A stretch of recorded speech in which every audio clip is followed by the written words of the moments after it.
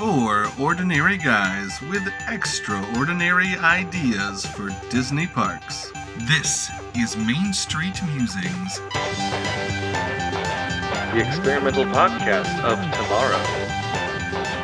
Hello and welcome to Main Street Musings. I'm Tanner, and joining me today is rocking around the Christmas Jake. Ho there, ho there, ho there. Deck the halls with brocks of holly. Jingle jangle, baby. And Eric, the red-nosed reindeer. Ho, ho, ho.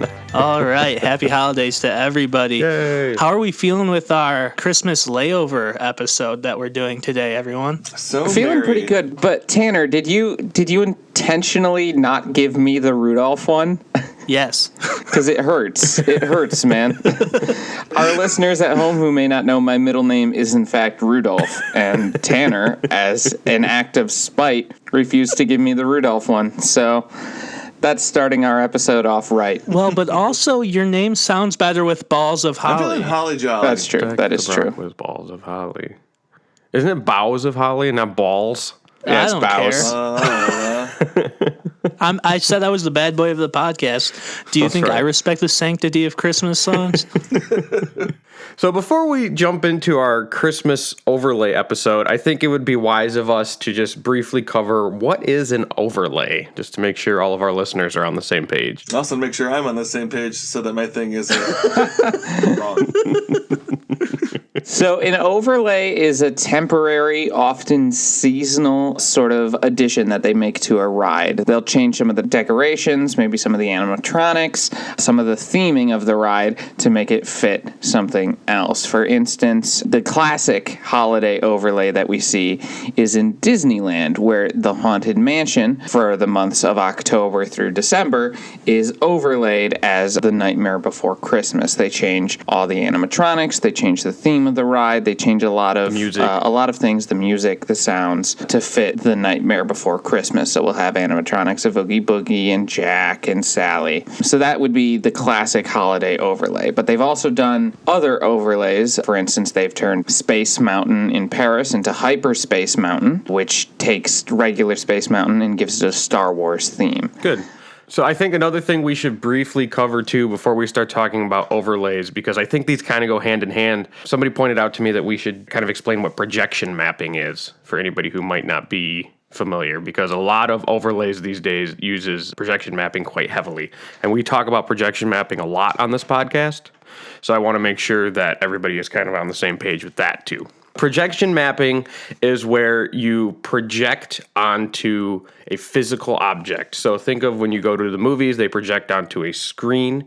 It's kind of like that, but you're projecting onto a three-dimensional object, be it a building or a statue or anything really, trees, and you map out the projections, the shapes and everything to fit what you're projecting onto, so then you can make it look like that thing has come to life. A great example of that in Disney is the new castle show that replaced Wishes. They project onto the castle, but it's not just a screen. They turn the whole castle to make it look like it's animated. And there's a Christmas overlay now, I know, in Hollywood Studios on the Tower of Terror, where they projection map onto the Tower of Terror and they do like Toy Story and stuff. It's pretty cool. Check it out on YouTube. Would a scaled down version of that look like the Haunted Mansion faces? Like when you're like going past them? Yes, they're, like, yes, singing that at is you, like, that is in the an cemetery? early version of projection mapping from a long time ago. Very scaled down. Modern projection mapping is usually on a much grander scale. Like I said, the entire castle or the Tower of Terror. But yeah, that is an early form of projection mapping. Cool. I think that's a good lead-in. It's the holidays. There's projection mapping. Let's talk about Christmas overlays. It's the part where we make a pitch. Who's going to start us off today? We're going to go with Tanner. All right. Starting off the episode, starting off the pitches. Let's go. But this isn't a lightning round. Every round's a lightning round when you do it my way. For my pitch, we are going to be doing a Christmas layover of Liberty Square in Disney World's Magic Kingdom. Nice. I'm sure they already do some Christmas decorations there, but for a place with a store year-round called Ye Old Christmas Shop, there should be a lot more Christmas going around for the special holiday season. We need to just have heavy theming, heavy decor, and everything there. So some of the ideas that I have for our layover would be changing the Liberty Tree Tavern menu, offering a special Christmas dinner menu for families to sit and share. Also, we would be adding a new Muppet show where they do the Great Moments in History Muppet Show with little scenes throughout the day from A Muppet's Christmas Carol. Would be our way of doing that. In the Hall of Presidents, I think it would be cool to work through in the lobby. You could have like a history of decorating the White House for Christmas with pictures, images, videos explaining some of the tradition of that. On top of that, I'd like to add some streetmosphere of old-timey carolers and comedy bits about Christmas. And also for the Haunted Mansion, doing an outdoor decoration layover, not the Haunted Mansion holiday, sometimes controversial one, but just decorating the outside of the mansion to look like it would as a regal haunted estate with shows being played by actors, much like they do during Halloween. They have actors outside doing little bits. I think it would be fun to have the Rejected Ghost of Christmas Blank as a show there where different ghosts come and they do little bits interacting with the audience. That would be awesome. That's the general overview of what I have planned for that. Nice. We can talk more details later. I like That it. is cool. Super cool. Thank I you. like it. All right, so it looks like I'm next. Now that we've gone over what an overlay is, I feel relatively confident that mine's like tangentially an overlay. I believe in you, Eric. Thank you. That makes one of us. My Christmas overlay is for the Florida Disney's Animal Kingdom, Nice. tentatively titled Reindeers Among Us. Generally speaking, it would be an overlay of the entire safari experience. Okay. We would reset it in the North Pole, and the ride devices wouldn't be like a truck or anything. It would be like a sleigh. And the animals that you're interacting with are all indigenous to the North Pole, along with like caribou to represent reindeer, a petting zoo aspect to it, using this to bring like understanding and awareness to how like global warming is affecting the ecosystems and the life up there would be the intention. So it's a safari overlay where we're in the North Pole, reindeers are featured heavily, hopefully petting zoos. Nice. Awesome. That cyan reindeer is sus. Topical. Good That's for the Lord. youth listening to this Disney pitch pod. All those Utes. All right, so next up we have Jake. All right. So for my pitch, I would like to propose an overlay to the Be Our Guest restaurant in Disney's Magic Kingdom and Walt Disney World. And it's kind of a simple one. I would like to do an overlay to Beauty and the Beast, The Enchanted Christmas, which is not only one of my favorite Christmas movies, it is actually one of my favorite Disney movies. If anybody has not seen it, it brings back the original cast from Beauty and the Beast, as well as Paul Rubens as Fife, Bernadette Peters as Angelique, and the villain Forte is played by the legendary Tim Curry. And I would really like to see those characters brought into the restaurant. I would like to see the tree from the movie, the one that they make out of the pots and pans and dishes when Belle is singing the song As Long as There's Christmas, which is a good song which could be playing. So it'd be really fun to see the Be Our Guest castle decorated for Christmas time, as well as having those characters. You could put Forte in the West Wing like he is in the movie, and I think that could bring out a lot of fun interactions. That is my brief pitch. I like it. Nice. Nice. Jackie loves that movie, so we It's a actually just watched great it last movie. week. It's really The songs good. are really. For anybody who is looking to watch it, it is currently on Disney Plus. So I highly recommend you go watch it and get into the spirit of Christmas. Hey, just shout out to Disney Plus. You should sponsor Yeah, us. hey, Disney Plus, send us money. Yeah, when are we going to get a show version of this podcast on Disney Plus? That has to be coming 2023, right? They just forgot to announce it this year. Yeah, I think so. Yeah. I think so. We need No, to that was talk part of to the them investor meeting.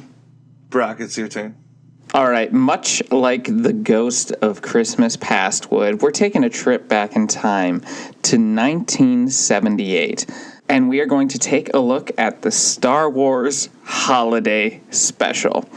That's right, my pitch is a Life Day overlay for Galaxy's Edge. Now, for those unfamiliar, the Star Wars Holiday Special was a terrible 2-hour TV program that is one of the worst things put to film. However, it has received kind of a cult following among Star Wars fans. And now there's even, I learned after I started writing this pitch that there has been a little bit of fan outcry hoping to get a holiday overlay for Galaxy's Edge. So this is kind of answering not only a park need, but a fan need. So I'm hoping to take Life Day and put it into Galaxy's Edge, doing an overlay of both the area and also a Millennium Falcon Smuggler's Run. We're going to use Life Day acrobatic performances like in the original film.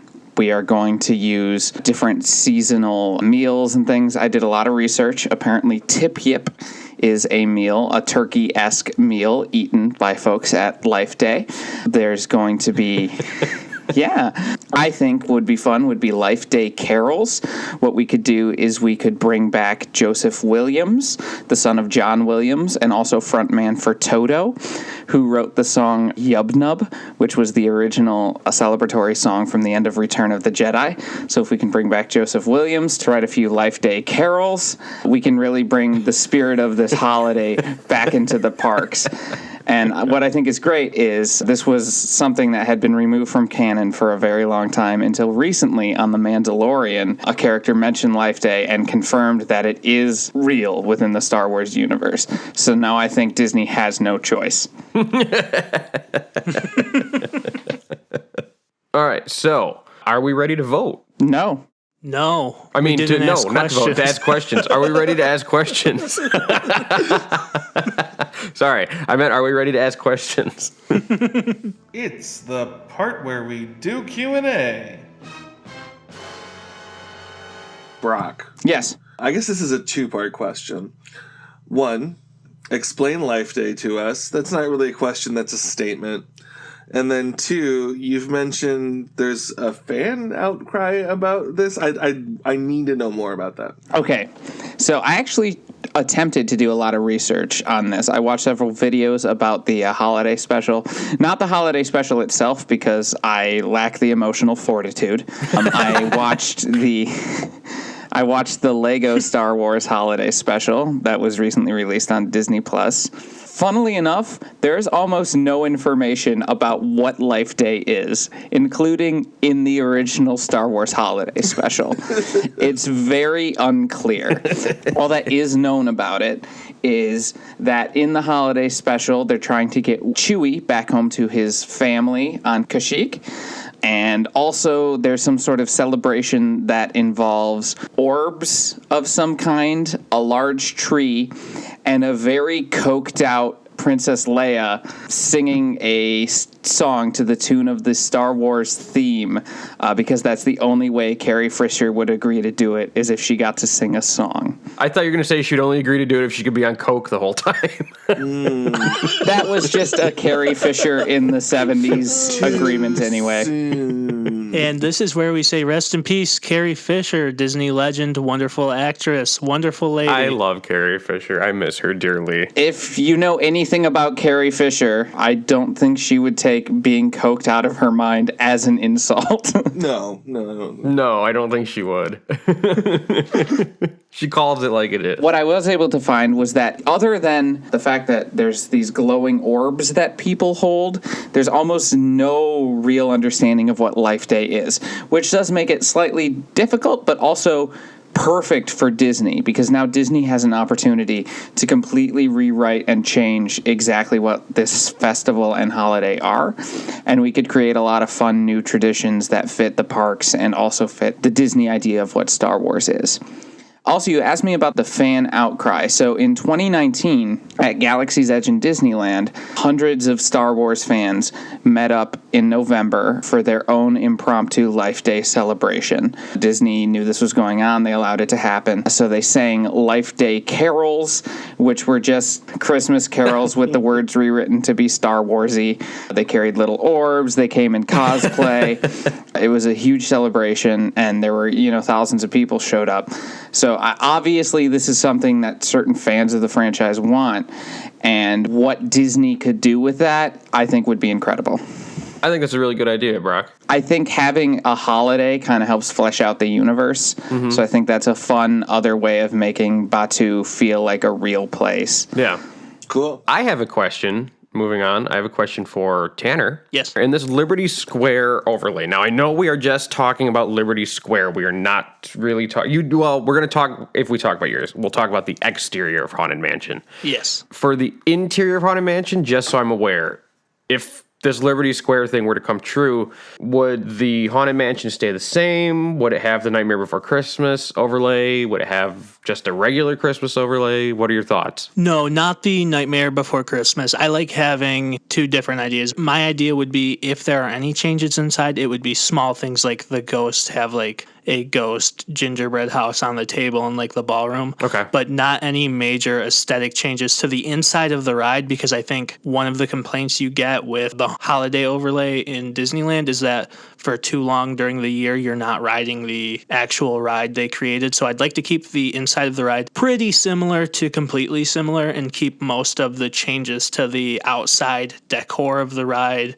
in the line queue and with that little show going on outside. Okay, I think that's great. I agree with that. I love the Nightmare Before Christmas overlay, but if it was up to me, it would only be during the month of December. I think that's it. Sure. Yeah. Yeah, it certainly shouldn't be around in October Right. when you want to have a spooky ride. Or especially now into like September most of the time it starts. Yeah. That's way too soon. Yeah, I don't want to go to the Halloween party and then it's Christmas. Yeah. Yeah, it's over 25% of the year. Right. And again, I will argue that I've argued this from day one. Nightmare Before Christmas is a Christmas movie, not a Halloween movie. 100%. Preach. So it's stupid to have it not during Christmas time. But that's, well, we Throw don't it need to up get into after that. Thanksgiving. Get it out of there on January 3rd. Yeah, exactly. Yeah, Thank so you, it's Eric. basically I want to keep the ride. I want the Nightmare Before Christmas thing to be its own thing in Disneyland. Yes. We don't need to clone and carbon copy that here. Right. We can make this our own, like really focusing on this like old-timey Christmas town Yeah, is my idea. And like I like it. the mansion would be decorated for that, but not as Jack Skellington crashing into the mansion. Right, right. Okay, I sweet. have a question for Jake. Yeah. Not being familiar with the Beauty and the Beast Enchanted Christmas, you mentioned the villain's name was Forte. First of all, awesome. I don't know if I was clear. He is a giant pipe organ. That is actually what I was going to ask. Yeah, so Forte was the prince's composer, and when they all got turned into inanimate objects, he got turned into his pipe organ. That's awesome. And so he's this massive pipe organ in the West Wing. He's really cool looking. I highly recommend watching it, especially because it's Tim Curry. He's got a great villain song about how falling in love is bad. That's supposed to be a villain song? Yeah, it's actually just "Love Stinks" by the Jay Giles Band. Just slowed down and played on a pipe I'm organ. not going to lie. He makes good points in the song. Jake, you are married. Let me remind you. I was going to say, shout out to Jake's wife, Jessica. He makes some good points about love being terrible. I also, though, piggybacking off of a question from Jake, had just a question about the scope of this and, like, could it be expanded into, like, the town area with Gaston's Tavern and also into, like, changing the Enchanted Tales with Belle show? 100%. So in Beauty and the Beast Enchanted Christmas, It only takes place in the castle. The plot is that the Christmas after the events of Beauty and the Beast, Mrs. Potts and Cogsworth and Lumiere, all humans, are sitting around reminiscing about the previous Christmas, which is when Belle was in the castle and everybody was still inanimate objects. So it's not a sequel. It takes place like in the middle of Beauty and the Beast, like in the winter scene, and just kind of covers what happens during Christmas. So because of that, you don't see any of the stuff outside of the castle. You don't see Gaston, LeFou. They're not in the movie. You never see the village. That being said, yeah, they would have Christmas too. So I think you could definitely decorate that whole area for Christmas. You know, you could have Gaston making Christmas jokes or something. And then for the Belle's story thing, so there's a great sequence in the movie where Belle is making a Christmas gift for the Beast, and she makes him a storybook. And there's a really good song that goes along with that where... With really cool animation. Yeah, beautiful animation that kind of narrates the stories she's talking about, and she's singing about storybooks. And I think, if I'm not mistaken, the Belle show takes place in the library, does it not? I believe so. And that song in the movie takes place in the library. So I think you could have a great opportunity to maybe do that song or talk about the stories, and using projection mapping, we could incorporate some of that animation onto the walls where she's talking about the different stories. Nice use of projection mapping, Jake. Thank you. Well Okay, done, sir. awesome. I like that a lot because I was nervous we were leaving a lot of Beauty and the Beast stones unturned from this rich film, and I think that kind of helps. Yeah. With like especially the enchanted storytime with Belle, really bringing the magic of this. This is just a personal Jake problem in all of our episodes, is I never know how much to cover in my initial pitch. Same. Because I don't want to go too much into detail, but then sometimes I leave important things out, and then it's later, mine doesn't get voted for. I'm like, oh, I didn't talk about this whole section. So. Yeah. Yeah. I have a question for Eric. Shoot. So obviously we're hoping to incorporate reindeer into the safari, and we're going to make some North Pole decorations as well. What will we do with the other animals? Like in the story of your ride, how do we incorporate them? Or are we putting them Can somewhere we just else? throw a live reindeer into the lion pit and see what happens?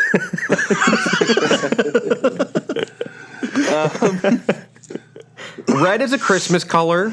They can fly, Jake. It's fine. Oh, yeah, that's right. The option that I am generally coming into this with is like a zoo swap, which is a pretty common practice among zoos and wildlife animal parks in general, is they will literally trade animals for seasons. Well, that's cool. So that different. I have a friend here who works at the Grand Rapids Zoo, and she went to Colorado and took some of their mammals here from Grand Rapids out there, so that like different people around the country could learn how to care for different animals that they wouldn't normally get a chance to. Oh, that's really neat. I was not aware of that. That's really cool. Yeah, it's really what enabled the idea. It's like, because you can't really just shove the other animals off to the side. If we end up choosing this and we want to talk about ways to incorporate them, we can. But generally speaking, I was thinking a zoo swap with somebody who had like an Arctic theme. That makes sense. Okay, that's Yeah. awesome. That was my question too, and I'm glad you had like a really supported answer for it because I Yeah. couldn't think of one. Yeah. Pays to know people in zoos. Yes. Because then you get to go to the zoo for free. Yeah. Nice. Woo! So you don't pay to know people in zoos. I do have one more question for Tanner, which is a small question. Are we going to incorporate the riverboat into your Liberty Square Christmas, or would that for you be a separate part of the park? I was thinking about, much like Jake said, I forgot to mention things, incorporating the Liberty Bell. I think obviously the first step is decorating it up, Yeah. and then also kind of doing like a new like holiday voice for parts of it, so we can like set up like Christmassy Easter eggs too, and the like little spots where there's like scenes going by. We can set up little Easter eggs that the voiceover will nod to. Like maybe you see like Santa's reindeer in one scene, and you're like, if you look closely, you might see a magical friend visiting from the North Pole. Nice. So just like kind of Christmasifying the boat ride. Gotcha. I think we're ready to move on to voting. I'm I ready. agree. Okay. Yeah. Let's play some votes. It's the part where we vote. Who do we have first? Back. I love these. I'm worried about the logistics with a couple of them, but the one that I'm getting the most excited about, that feels the most pure Disney to me, is Tanner's pitch for Liberty Square. So I'm going to vote for that one. All right. Sounds good. Team money. All right, so this is really tough. It's been like a while since I've been like so torn between all three pitches. Yeah. Usually I can like make a tough decision between one or two, but I think my girlfriend would kill me if I voted for anything other than Beauty and the Beast Enchanted Christmas, since she's told me multiple times it's her favorite Christmas movie with some of her favorite Disney songs ever in it. So I think I need to make that's going to be my swaying factor. I love these other ideas. We should definitely incorporate them, but I have to go with that one. All right. Jake. Again, these are all great ideas. Here's my thing. I think since none of these really conflict with each other, I think it would be awesome to have all of these ideas in the Disney parks. I think we totally should. I don't see why not. Make it so. Done. The episode is over. Come on, Disney. What else are you dealing with right now? The one I would like to vote for, though, is the Liberty Square overlay. When people think about the aesthetics of Christmas, when you look at the storybooks and you look at the decorations, everything has kind of an old-timey feel. You know those little villages that people like to put out like on their mantle places? Mostly it's a grandma thing. It seems like grandmas always do that. They have those little Christmas villages. Those are very much like the old-timey look. You know, and I think Liberty Square would just go hand in hand with that. So I would like to see Liberty Square with a Christmas overlay. Sounds tight. Yeah. Yeah, I think I'm going to go with Liberty Square too. Honestly, this is almost just to avoid a tie. Again, Thanks, man. Brock, I like your idea, but it is Life Day, not Christmas. Yeah, it's a little too inclusive for us. Well, excuse me. And I need somebody to commiserate with me in the Zero Vote Club. So I think Liberty Square is a great idea. And I think, like Jake was saying, the aesthetic matches up nicely for what we traditionally view as Christmas, which is sort of like a Dickensian sort of setting, right? Which is why, like, you think Christmas, you generally jump to, like, Christmas Carol. Even in your pitch, you're like an abandoned ghost of Christmas whatever, I which love kind that. of fits the theme. I'll go there. And it looks like we have a winner. Congratulations, Tanner. Yeah, hey. All right, thank you guys. So I guess just to start off, we should talk about the general aesthetic of it. And I'm so glad you mentioned those like little like town Christmas decors that grandmas have, because I think subconsciously that affected my pitch, because I used to be infatuated with those whenever we'd go to one of my grandmas and Yeah, they'd have them same. set up. I love those. When you go to Bronner's Christmas Wonderland in Frankenmuth, Michigan, which is the largest Christmas store in the world, they have a whole village set up there. They have a Christmas village, and then they also have a Halloween village set up, even though it's a Christmas store. The Halloween is my favorite. I know. I can happily spend an hour or two just walking around looking at all those little models. I think you can almost trace some of our love of theme parks back to those little models. Honestly, Yeah. yeah. Is like the same reason we would like those is the same reason we like theme parks and engage in them so much. Yeah. So basically bringing one of those to life in Liberty Square is like the aesthetic idea of this. I know maybe some stuff will conflict with time periods, like if we put up like gas lamps and stuff, but I don't really care. Yeah. All right. No, I think it would be really fun to stick with the time period and try to go with very old-timey, you know, like wreaths and candles kind of thing. Yes. Like, we don't want one of those things where it's like the lights and Santa's arm is slowly waving. Like, I don't think that would work in Liberty Square. No, I want an old-timey Christmas. Yeah. I think would be what would really give like a really cool area that people would be like, this is Christmas, but it's still magical because it's not the Christmas you see driving down the road. Well, and then also that era brings to mind Christmas Carol, which that takes place, you know, not in New York, but, you know, it's that same time era. Yeah. I think there's enough cultural overlap with like what London represents and what Liberty Square represents that you could fit in that Dickensian thing. Speaking of, we really should incorporate Muppet Christmas Carol Oh, yes. and the Ghost of Christmas Present song. It feels like Christmas. Oh, I love that song. I think that's a perfect place to start. Tanner mentioned that changing some of the great moments in American history with the Muppets show that is performed there, doing some holiday overlay, making that moments from A Muppet's Christmas Carol. So what do we want to incorporate from that movie specifically? I think kind of just like what Eric just hit on the head is like big songs that jump out to us in our minds. So like what he said, and then performing Still in the Windows with the puppets, the little scenes. Yeah. But just having it so like it's not necessarily the full film throughout the day. Right. But like you're getting repeats of like a couple of distinct short performances. Like the great moments are only like 15 minutes long tops. Yeah. So doing like little snapshots of the film throughout the day. I mean, it feels like Christmas is definitely needs to happen, but the other good Christmas song that I thought of that's like specifically Christmas is Kermit's One More Sleep Till Christmas. Yeah. I think that's another good one that I would like to see. Those are probably the two most iconically Christmas songs from the movie, but I do think it'd be fun as well if we're going to do kind of a multitude. The song from the beginning of the film about Scrooge, where they're talking about how much of a jerk he is I think a really fun song. Yeah, that one's pretty good. Speaking of Scrooge, that kind of model almost seems kind of perfect for maybe the Haunted Mansion pre-Q.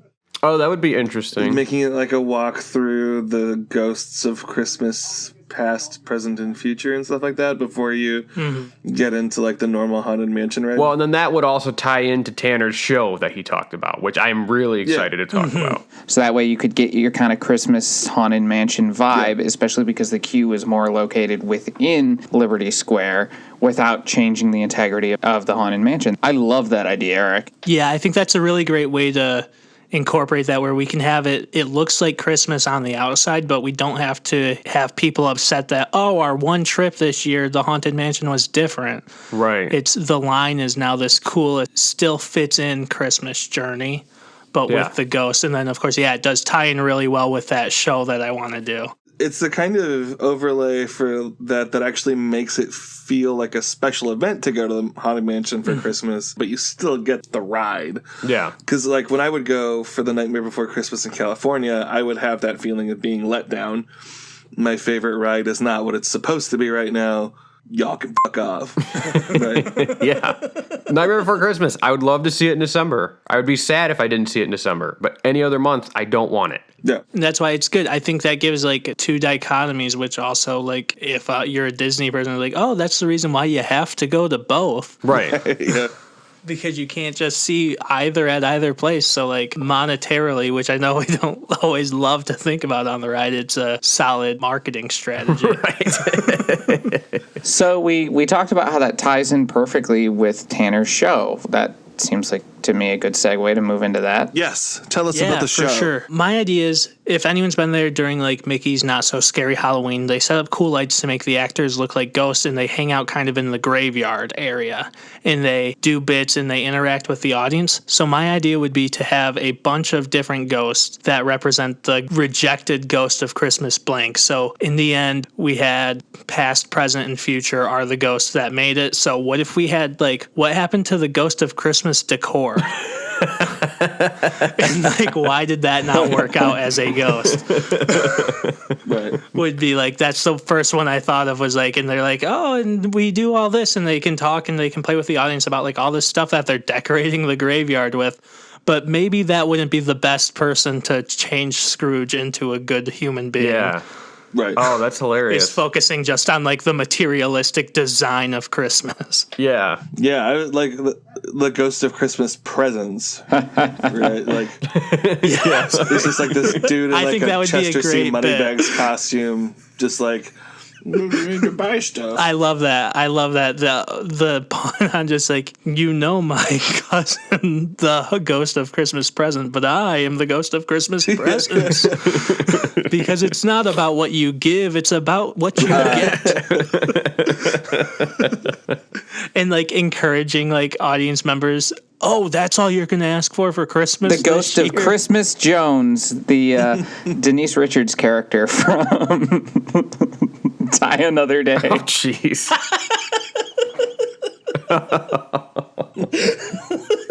I would love to see the ghost of Christmas presents sending people into Memento Mori to like buy stuff for him too. Oh yes, that would be Like amazing. you can just like encourage people to like go in there and buy stuff. The Ghost of Christmas Carols would also be a good, fun one. Getting guests in on it.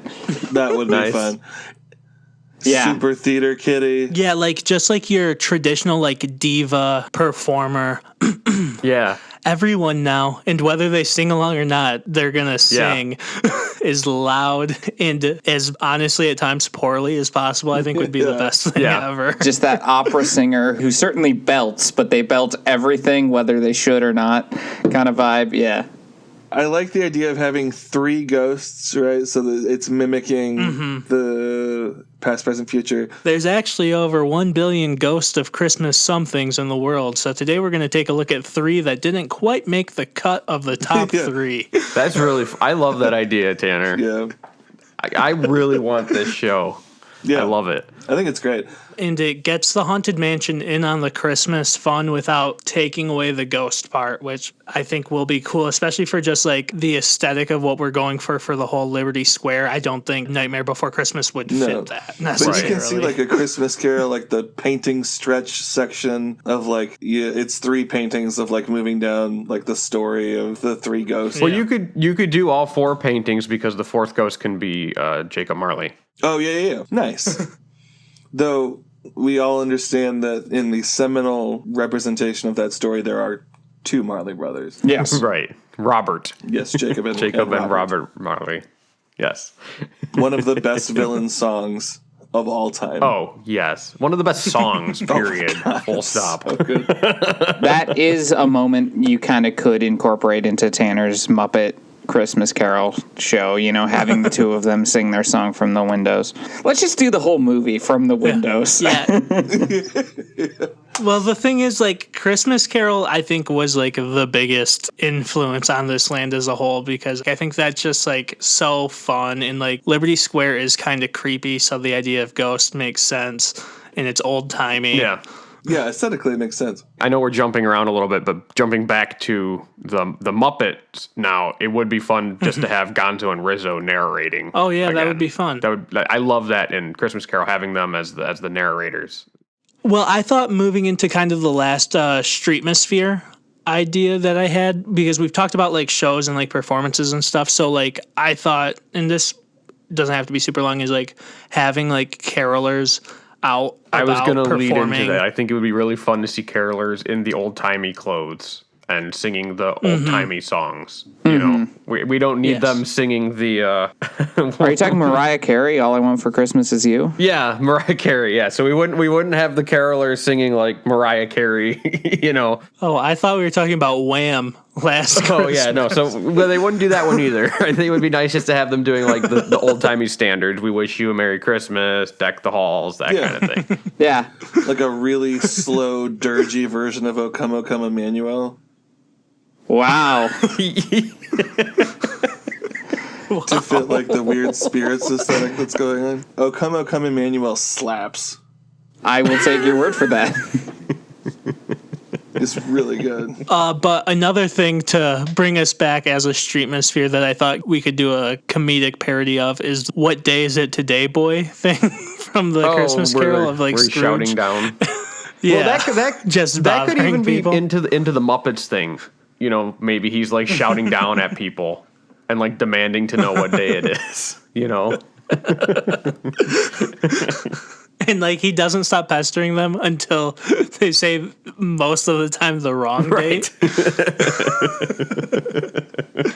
All right, Brock, you said you had a list of attractions though? Yeah, so actually there's very few in Liberty Square. So we've got a few shops. We've got Memento Mori, which we mentioned, and Ye Old Christmas Shop, a couple of other small shops. There's mostly dining too. We have 3 restaurants.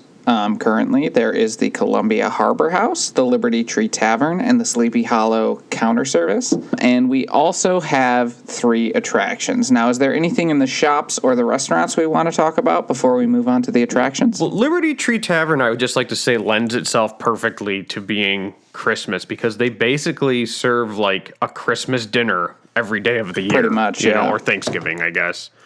You're going to go in and you're going to get Yeah, turkey so and that's stuffing kind of and what I mashed mentioned in potatoes my pitch was like maybe adding some like more Christmassy drinks to Like the menu, but eggnog. like everything that they normally serve in the like family style meal that they serve, I think would work well. And then just really hammering home the theme the inside. decorations. So there's not a ton to talk, but yeah, like adding like eggnog to the menu would be good. The Liberty Tree, which is outside of that, is such a cool tree, and it's, I think that's something you could decorate, put big ornaments in the tree. It would be fun. Oh yeah, I think that would be really fun. For the restaurants, I feel like it could just be decoration, right? We're going to throw snow and wreaths on all of these buildings, basically, is the first step. Yeah. All right, yeah, so that takes us to the attractions. First up, the riverboat. We talked about this a little bit previously, kind of adding Christmassy Easter eggs to the displays that you'll see going down the river. Is there anything else we want to do with the riverboat? I really think it would look nice to have like garland and bows draped along all of the railings. I think that would make for a really pretty Christmas looking, a great photo op as it goes by. Mm-hmm. Christmas bunting rather than patriotic bunting. Sure. Yeah. And the conductor is Santa Claus. Just driving the The boat. guy who's driving the boat. That's a train, the conductor.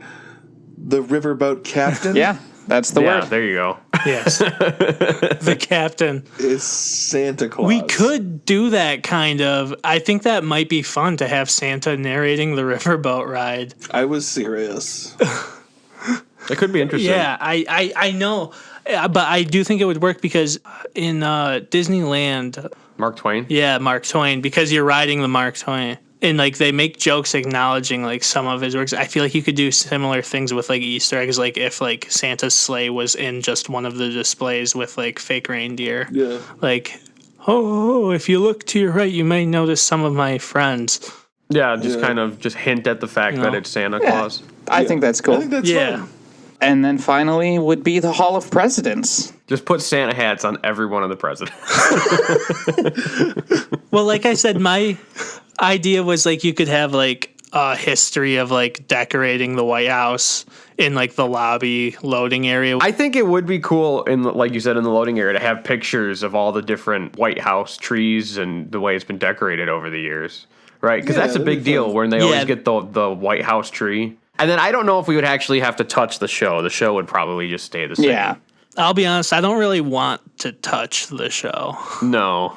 Yeah, so I think just leaning into decorating the lobby and then the outside of the building, doing like some cool Christmas decor outside of would be fun. So it feels like the majority of our overlay is in decorations and outside streetmosphere and Yes. shows. Yes.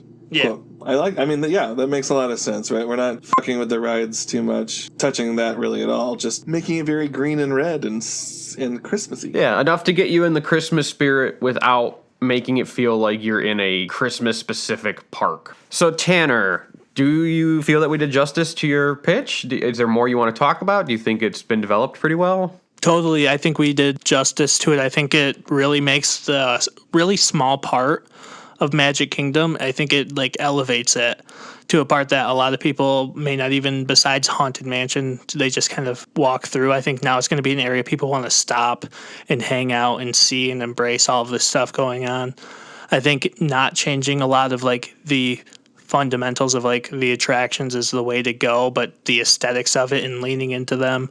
I like all of our Christmas Carol stuff. I think it's going to be beneficial. So I'm really proud of it. Yeah. Yeah, it was a great idea. Good job, everybody. I really like it. Go team, go. Woohoo. Yeah, thank you guys. You added a lot of cool stuff to it because I didn't have a ton of specifics, and then it was cool to be able to work together to do it. Yeah. What's that I smell? Thunder and lightning round. You smell it? Oh, man. Yeah, it's that tingle you get in the air right before lightning strikes. It smells like peppermint. It's that like burnt hair thing that you smell after you get hit by lightning. Yeah. Oh, so you've been hit by the lightning round. Yeah. Just like thunder and lightning, there's an impending sense of doom. It's like, oh, crap. It's the lightning round. All right, Jake, spin that wheel. Let's spin that wheel. Oh, yeah. Watch it go. Round and round. Okay. So we actually have a Christmas miracle. The wheel has decided that we are going to have free range for ride type. Can be whatever type of ride we want, but it has to be themed to Santa Claus. Okay. The Santa Claus or Santa Claus? That is up to you. So, free range ride type, but it's got to be about Santa Claus. Who do we have first, Eric? Me. All right. All right. So we are going to do a drop ride with Santa Claus. He's flying through the sky. We're going through like a Tower of Terror-esque dark ride. We're going through the clouds, and then all of a sudden, boom, lightning strikes, like the lightning round. Hits the sleigh, knocks it off course. We drop. Series of drop rides. It's a Tower of Terror overlay, except it's Santa. That's what I'm going for. Okay, that's it. When you said drop ride, I thought it was going to be like Santa's going down the chimney. Not Santa gets shot out of the fucking sky.